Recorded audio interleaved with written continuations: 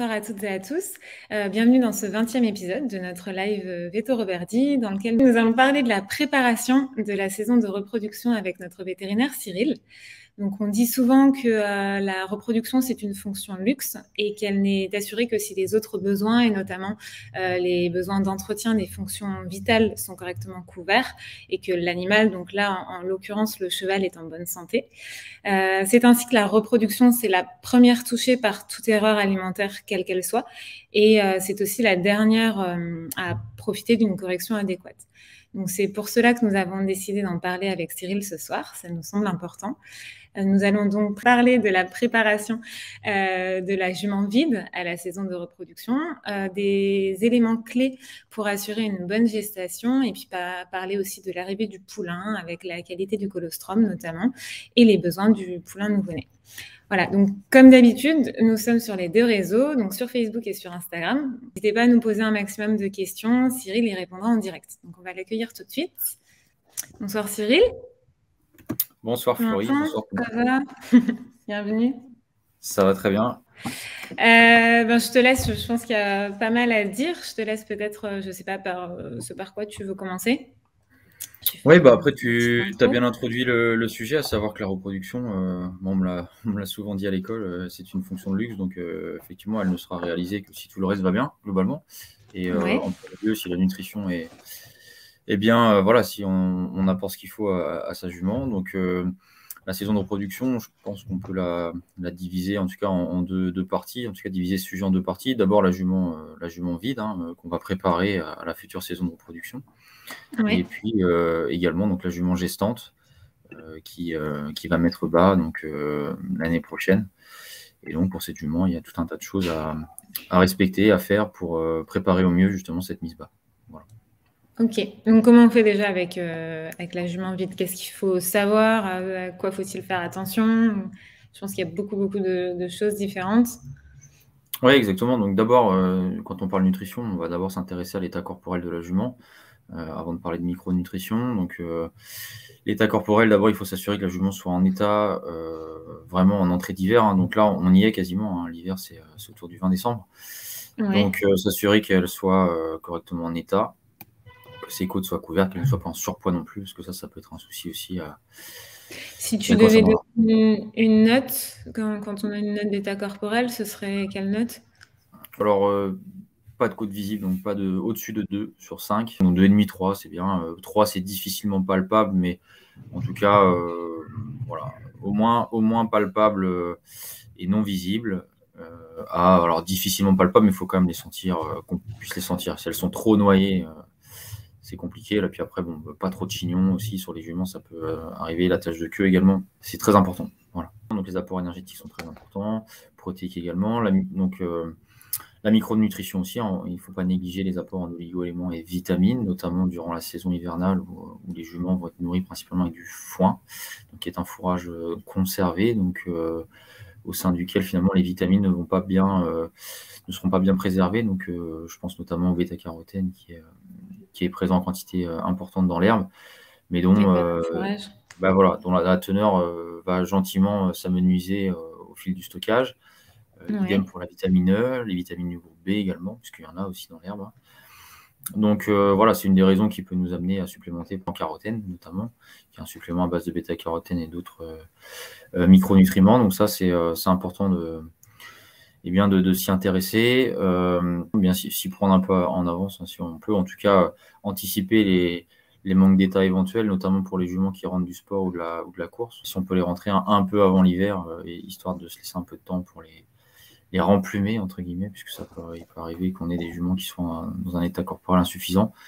Donc ça, c'est important. On a des cycles qui ne vont pas aboutir à des ovulations en hiver, en général, donc ce qu'on appelle l'anostrus saisonnier, donc une jument qui se met un peu en veille au niveau de la reproduction, ce qui est tout à fait normal, physiologique, et on sait que les températures vont jouer sur cette mise en veille, donc quand il va faire froid, si on finalise, globalement, la jument va plutôt réserver ses apports énergétiques à sa thermorégulation notamment, et donc mettra de côté un petit peu sa reproduction si on finalise. Et l'autre point important, c'est la photopériode, donc c'est la durée du jour. Donc on sait très bien qu'avec la diminution de la durée du jour, eh bien, on a des cycles qui sont de moins en moins efficaces. Donc ça, c'est un autre paramètre sur lequel on peut jouer. Alors là, c'est extra nutritionnel, hein, si je peux dire. Oui. Mais c'est un paramètre sur lequel on joue, et puisque souvent, ça va de pair avec la mise en place des mesures nutritionnelles, donc chez la jument vide. Donc globalement, on a souvent des éleveurs qui mettent leurs juments sous lampe, hein, sous lumière, donc, autour du 20 décembre. Et voilà, l'objectif étant de rallonger artificiellement la durée du jour. Alors, il est admis qu'il faut 14h30, si on est précis, sur lumière. de lumière sur une journée en totalité. Donc sachant qu'en ce moment, le soleil se lève vers 8h30 et se couche à 17h. C'est une mesure qui peut être mise en place. Et donc en fait, cette mise sous lumière ensuite pendant 35 jours minimum, eh bien, en général, va accélérer la reprise des cycles finalement fertiles, hein, qui amène sur une débouche sur une ovulation. Et en moyenne, il a été démontré que 70 jours après la mise sous lumière, à partir du moment où elle survient après le 1er décembre, eh bien, on avait potentiellement la première ovulation. Donc ça, c'est exactement. Donc c'est au conditionnel, puisque ça dépend après forcément de l'état de santé de la jument, son état physiologique, d'engraissement, son âge, sa race, etc. Mais ça, c'est vraiment très important. Et ce que je conseille, moi, c'est de le coupler avec une rentrée au box, hein, ou en stabulation. L'idée étant d'avoir des juments qui vont faire le moins possible de poils, qui vont rester au chaud, parce qu'on a dit que la température et les faibles températures en hiver contribuaient plutôt à rallonger la reprise des cycles fertiles, à retarder en tout cas. Donc le fait de les rentrer et d'associer à la mise sous lumière, il y en a même certains éleveurs qui m'expliquent que, empiriquement, le fait de les rentrer sans même se poser la question de mettre sous lumière ou pas, eh bien, améliore déjà la reprise des cycles en début de saison suivante. Et donc ça, c'est vraiment très important à considérer. Voilà, mise sous lumière, nutrition, c'est un peu les 3 paramètres sur lesquels il faut jouer. Donc voilà. Et est-ce que pour la lumière, tu as une limite dans le temps? Donc, il ne faut pas commencer trop tôt, ça on l'a bien compris, mais est-ce qu'il faut ne pas dépasser tant de jours de mise sous lampe?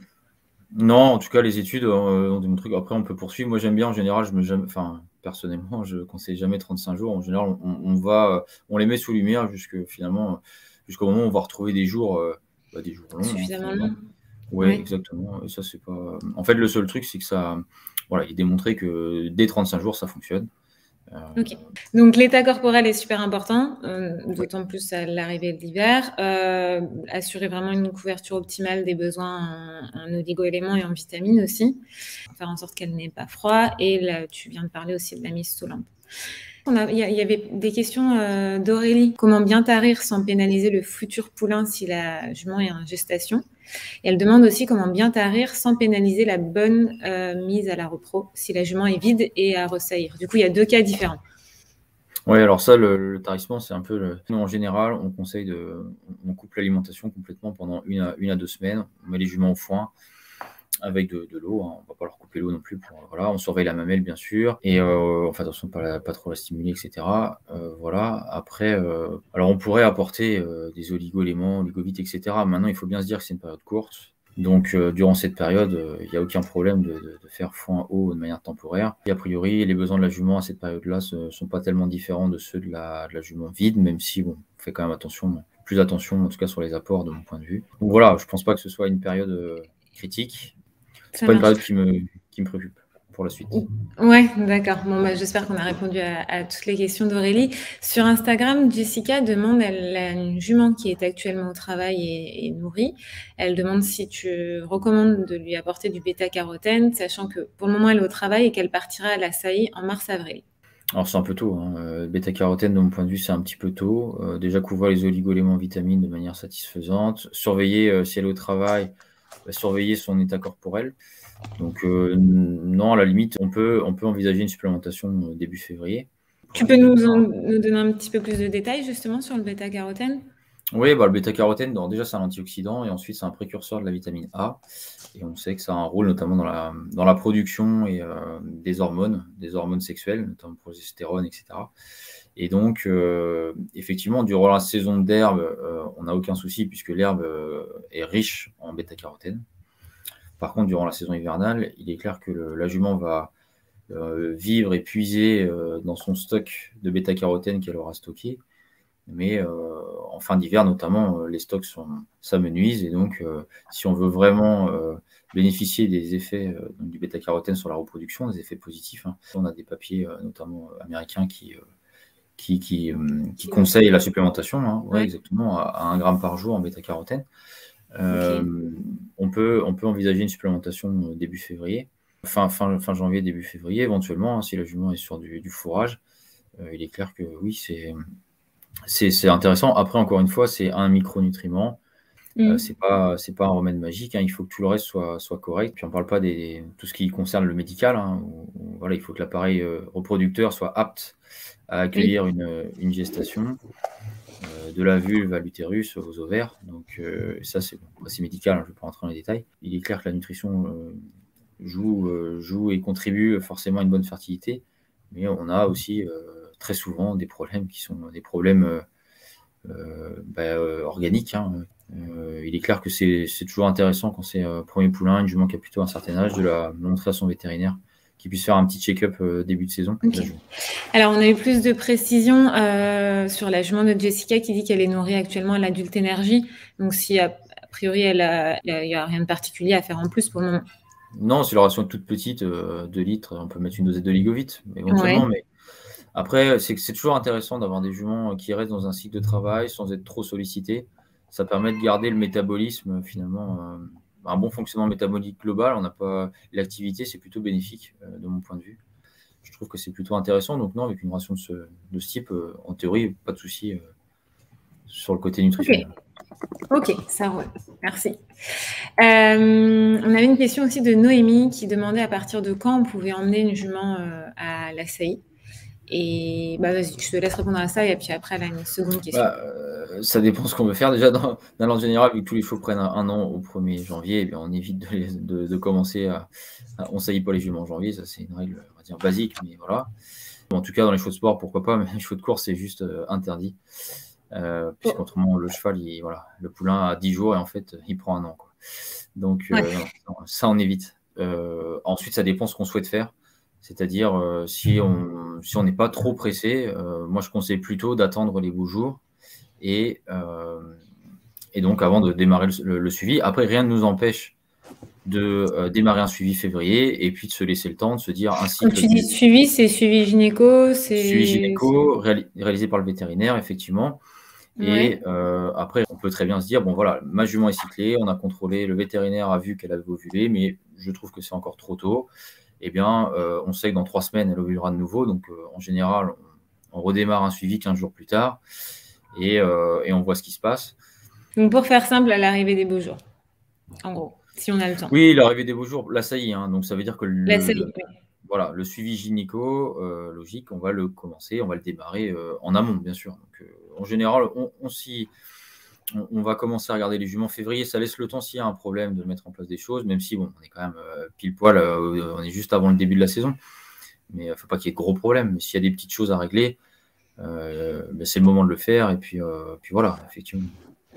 Ok, merci.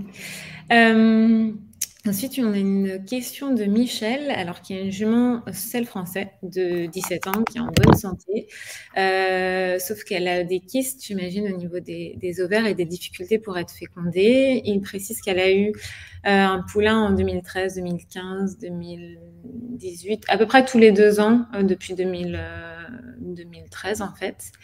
Et qu'à partir de 2014, les gestations ont été accompagnées d'un traitement au régumate pendant 5 à 7 mois et qui te demande des conseils s'il y a un protocole de soins pour une dernière saillie en 2022, si tu as des conseils à ce propos ou des choses à lui dire. Bon, sur le côté médical, je vais pas me prononcer plus que ça. En gros, c'est pas mon travail là ce soir de faire une consultation médicale. Maintenant, il est clair que, comme je vous l'ai dit tout à l'heure, c'est important de contrôler avec son vétérinaire la bonne intégrité de l'appareil reproducteur, donc la vulve, l'utérus, etc. Donc ça, c'est vraiment très important.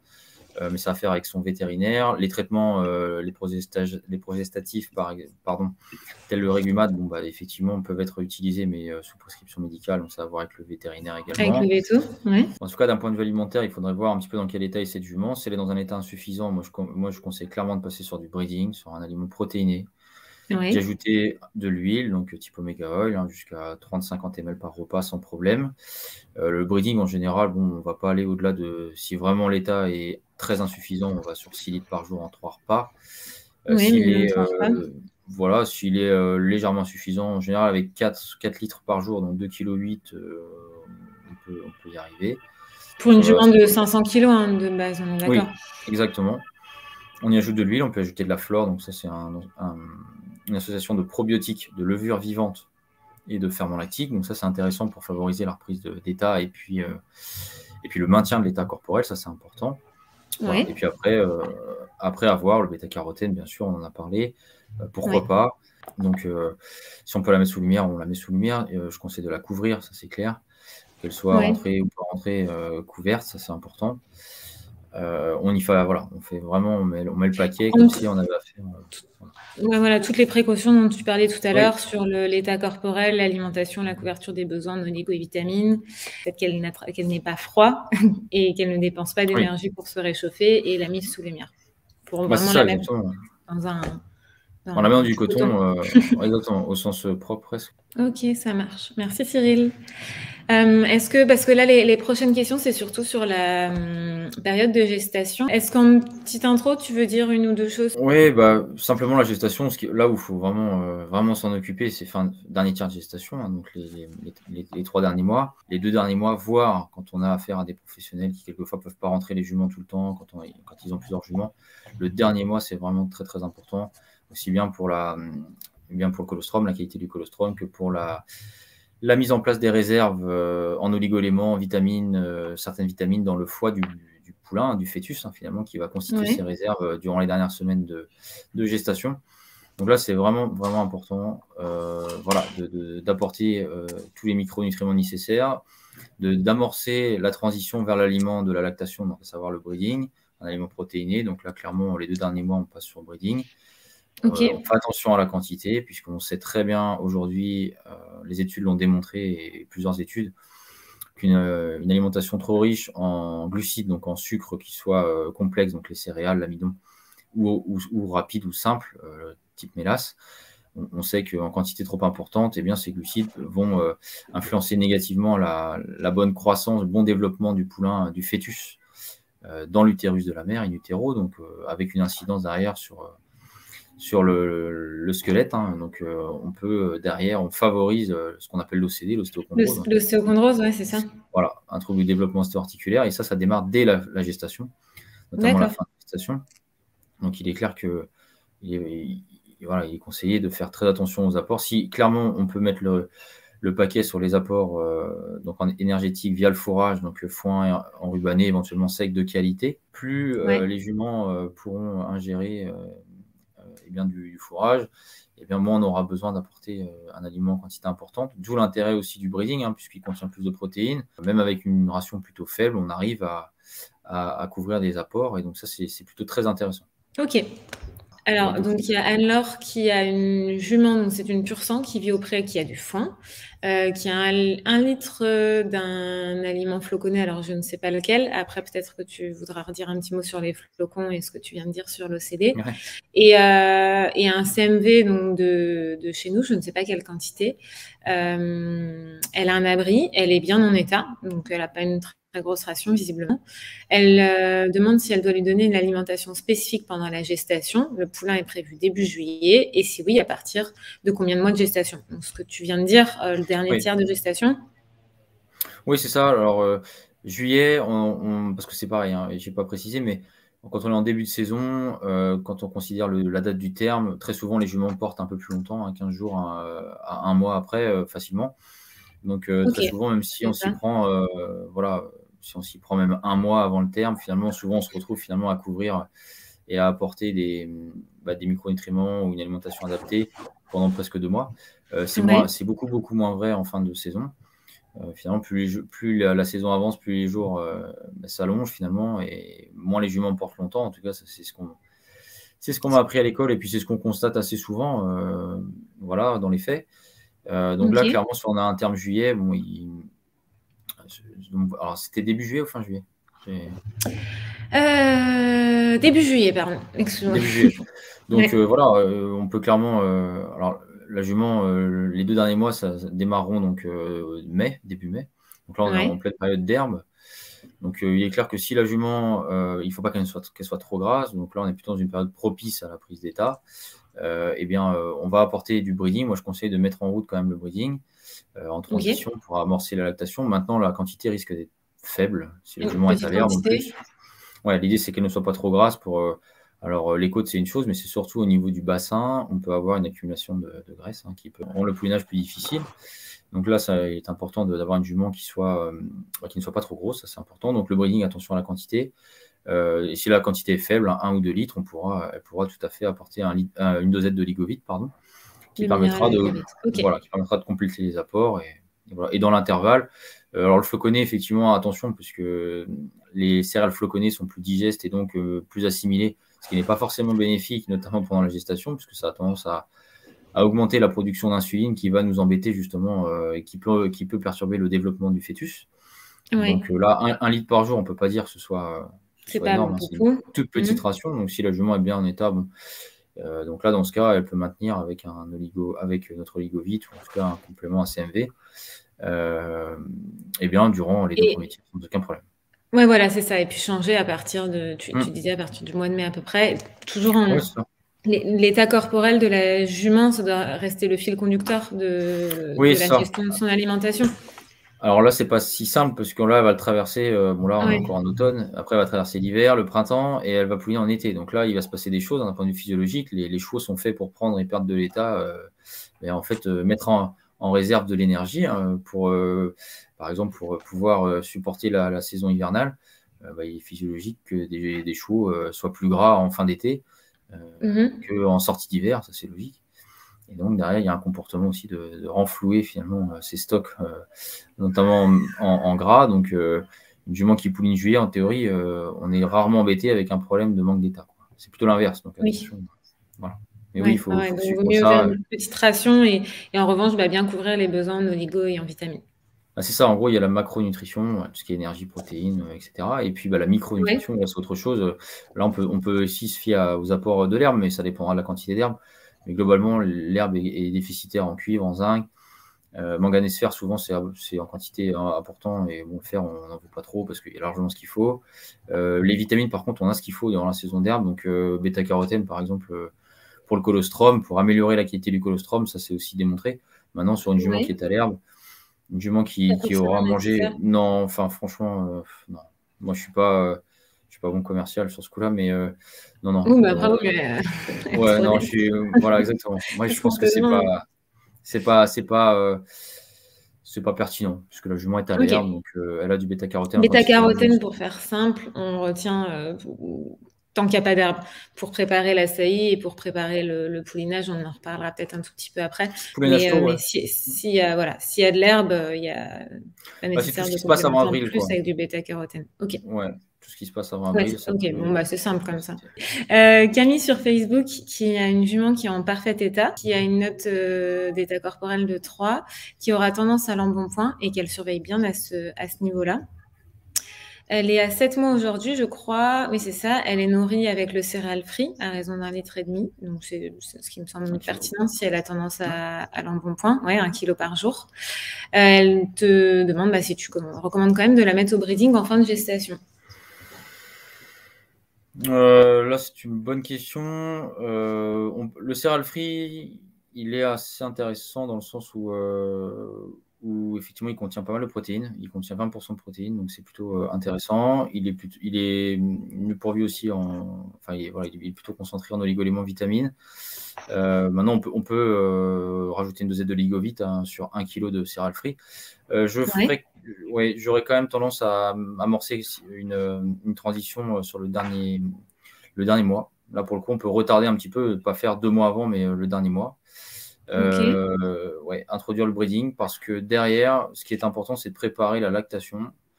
Dans ces cas-là, on garde la même quantité de breeding que le céréal free, de toute façon. Oui.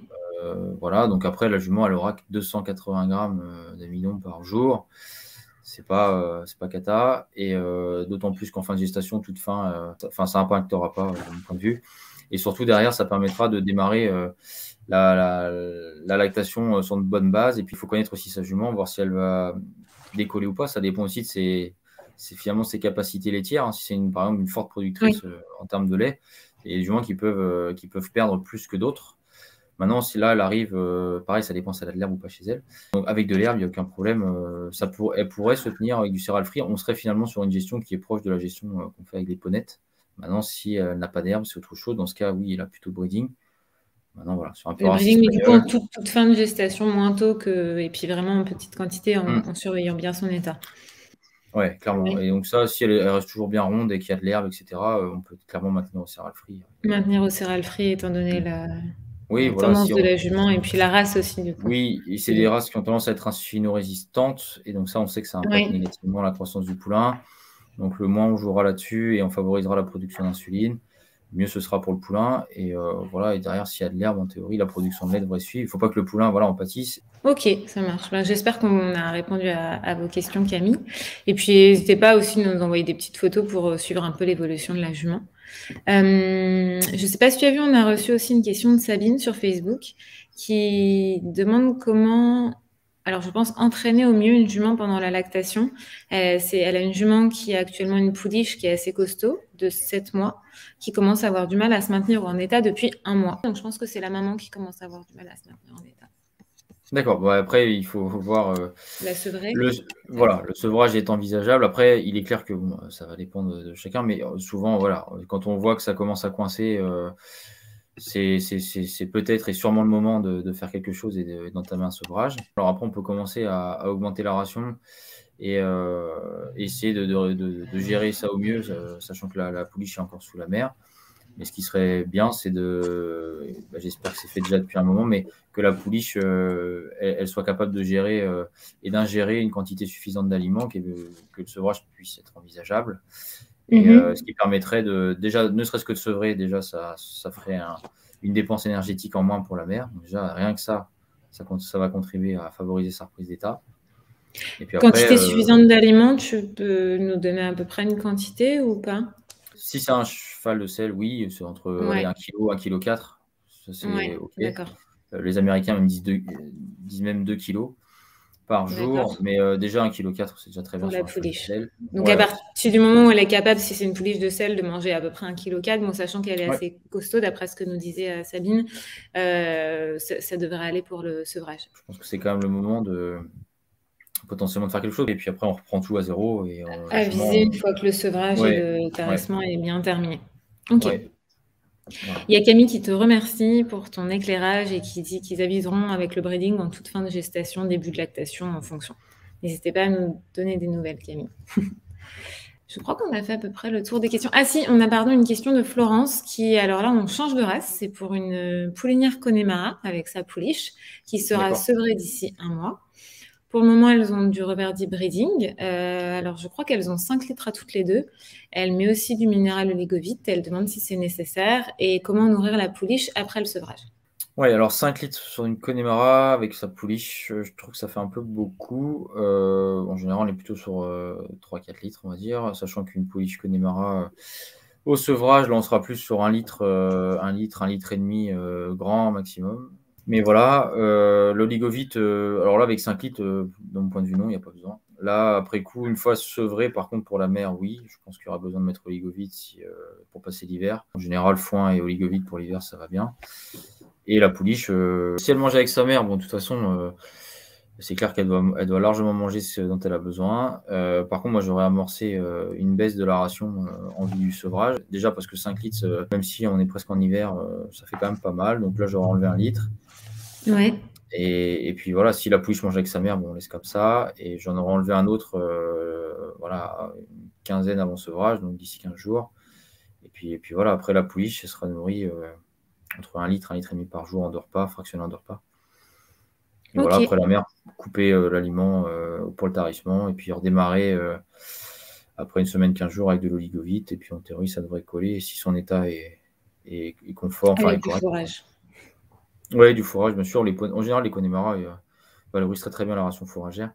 S'il n'y a pas si en bonne santé, pas de souci particulier, ça devrait aller comme ça. Super. Exactement. Ouais. On a parlé donc de la préparation de la jument vide, de la période de gestation. Est-ce que on peut parler un petit peu de l'arrivée du poulain? Tu as parlé rapidement du colostrum tout à l'heure. Peut-être qu'il y a d'autres choses à savoir et puis les besoins du poulain nouveau-né avant de se quitter. Oui, bien sûr. Bah, alors, j'en ai parlé aussi un petit peu. Durant la fin de gestation, le poulain va collecter, on va dire, des réserves, va faire ses réserves au niveau hépatique sur certains oligoéléments, le cuivre, sélénium, zinc, etc., les vitamines, vitamines liposolubles, donc A, D, E notamment. Donc, d'où l'intérêt déjà d'apporter ce qu'il faut à la jument, déjà gestante, ça c'est très important. Et une fois cela, eh bien, en fait, le poulain, en théorie, donc, fonctionne avec ses réserves hépatiques puisque le lait ne contient pas ses nutriments en quantité suffisante. On peut, au moment de la mise bas, c'est assez fréquent, leur faire justement avaler une seringue ou plusieurs, hein, 1 à 3 seringues de vitamines pour, on va dire, assurer le coup, hein, sur les poulains de valeur ou les gens qui font, les éleveurs qui font de la prestation en poulinage, c'est très très souvent ce qu'ils font. Voilà, bien sûr, choisir type starter en fait, hein, chez nous. Voilà, sachant que c'est pas la priorité. La priorité, c'est que le poulain prenne son colostrum et en gros donc puisse finalement ingérer suffisamment d'anticorps, hein, les anticorps maternels, ce qu'on appelle le transfert d'immunité passive, hein, via le colostrum. Donc ça, c'est très important. Donc on peut travailler sur la qualité du colostrum. Alors c'est assez compliqué, mais on a plusieurs moyens. Donc on fait bien sûr attention à l'état de la jument. Les juments trop grasses, on sait que ça a tendance à dégrader la qualité du colostrum. On apporte, donc le bêta-carotène est intéressant, des produits comme les bêta-glucanes qu'on a dans l'immune est également intéressant. Après, si je dois choisir entre les deux, je pars plutôt sur le bêta-carotène parce qu'il est plus complet, on va dire, pour le colostrum. Mais l'immune peut être très intéressant aussi. Bon, voilà. Et ensuite, après, donc la production laitière, hein, enfin production de lait pour la jument, on s'assure qu'une fois que le colostrum a été pris en quantité suffisante, alors après on peut tester ce colostrum, etc., mais je ne vais pas rentrer dans les détails. Et puis ensuite, on s'assure que le relais, que la production de lait est suffisante. Donc sur les primipares, on fait attention à les juments pour lesquels eh bien, on a affaire au premier poulain. Là, on fait attention, la lactation peut mettre un peu de temps à démarrer. Donc là, moi, j'aime bien, sur les primipares, d'office, je les mets sous flore dans le dernier mois. Et je poursuis pour, voilà, en me disant que les études chez les bovins montrent que ça stimule la production de lait. Et honnêtement, je dois dire que les clients chez qui on fait ça sont plutôt contents. Ok, ça marche. On peut peut-être répondre à Benoît. Je ne sais pas si tu vois du coup sur Instagram. Alors, il a une jument selle français de grand gabarit, pleine de 7 mois, nourrie avec 3 litres de breeding par jour en 2 repas. Il demande si dans ce cas-là, il est judicieux d'apporter, de complémenter en plus avec un CMV ou simplement du carotène en fin de gestation pour le colostrum. Ouais, 3 litres, non, 3 litres, on est bien. Honnêtement, 2 kilos. Voilà, on peut tout à fait rajouter une dosette de Ligovit si on le souhaite, mais déjà, on couvre les besoins d'une jument durant cette phase-là. Après, il est clair qu'au dernier tiers, donc quand la jument aura 9 mois, si vraiment il veut faire les choses très bien, oui, plutôt bêta-carotène, effectivement. Un demi-gobelet, ça suffit déjà, c'est bien. D'accord. Il y a Anne qui nous demande sur Facebook, elle a une jument arabe de 9 ans, gestante. La jument a été sevrée il y a 1 mois. Elle dit qu'elle est très bonne laitière et qu'elle est difficile à garder en état même vide. Et que du coup, elle ne coupe pas sa ration, comme tu disais tout à l'heure, une bonne semaine. Elle demande si c'est problématique ou pas. Ok. Après, encore une fois, c'est une semaine 15 jours, enfin une semaine 10 jours en général. Maintenant, bon, c'est ce qui est recommandé et moi, c'est ce que je vois le plus en pratique. Après, il est clair que si cette jument a du mal à se maintenir en état, dans ce cas, moi, j'aime bien quand même couper, c'est peut-être psychologique, mais c'est toujours ce qu'on m'a appris et je le fais comme ça. Au moins 7 jours et puis après, on redémarre une alimentation. Après, je ne sais pas quelle ration elle a, cette jument.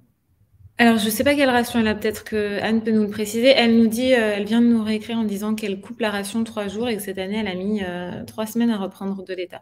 Je ne sais pas du tout quelle ration elle a, en revanche, mais je pense qu'elle va nous le dire. Ouais, alors c'est étonnant qu'elle perde autant. Alors après, il faut voir si elle perd vraiment, si elle se relève en fait au niveau de son abdomen. Hein. Est-ce que en fait le sevrage provoque un stress chez elle qui est tel qu'elle s'alimente mal en termes de fourrage également et d'eau. Ouais. Après, Après, il est clair que si elle coupe 3 jours et que la jument est bien au niveau de sa mamelle, ça se passe très bien. Pourquoi pas, hein, pourquoi pas, ça peut se faire comme ça. De toute façon, ce qu'il faut regarder, c'est la mamelle. Si la mamelle est tendue, douloureuse et que c'est clair qu'on a plutôt tendance à, voilà, on coupe l'alimentation. Maintenant, j'ai pas d'études en tête qui expliquent que, voilà, qu'il faut X jours. C'est ce qu'on fait de manière empirique, on va dire. Donc après, bon, 3 jours, ça me paraît court, mais il faut adapter. Adapter à sa jument aussi. Ouais. Envoyez-nous peut-être des infos sur sa ration et puis on regardera en détail des avec photos, Cyril. Des photos également, ça m'intéresse. Ouais. Des infos sur sa ration et des photos. Est-ce que tu as quelque chose à ajouter avant qu'on se dise au revoir? Non, je crois que c'est... Ça va? Je crois qu'on a quand même... Ouais, je pense. Après, je pense qu'on... On a fait à peu près le tour, de toute façon. Oui, même un peu plus que la saison. Oui, ouais, on est allé un petit peu au-delà. Mais c'est bien aussi, hein, moi, ça... c'est toujours intéressant. Merci beaucoup Cyril. On reprendra un petit peu, juste un petit résumé de tout ça dans un podcast. Et puis le live sera disponible comme d'habitude en replay. On ajoutera aussi des sous-titres sur YouTube. Et voilà, sinon le prochain, je crois que ce sera le 14 décembre avec Aneva sur l'arthrose, si je ne dis pas de bêtises. Merci encore à toi, Cyril, pour ton temps, tes conseils. Merci à vous. Puis, bonne soirée. Merci à tous d'avoir suivi ce live. Et puis, bonne soirée à toutes et à tous. À bientôt. Bonne soirée. Salut, Cyril. Salut, ciao.